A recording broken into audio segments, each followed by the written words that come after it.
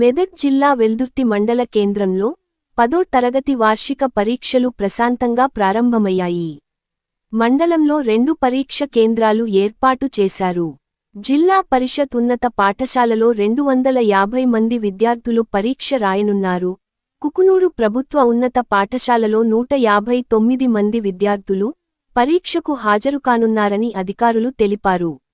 Mass coffee జరగకుండా పరీక్ష కేంద్రంలో సీసీ కెమెరాలు ఏర్పాటు చేసినట్లు తెలిపారు.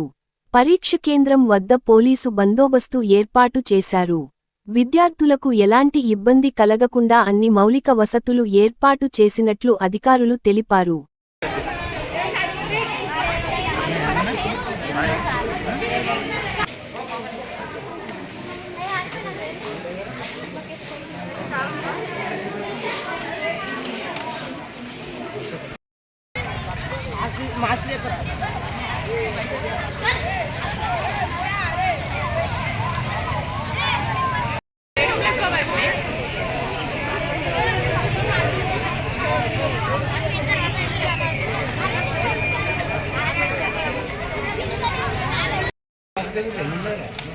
Extra pressure.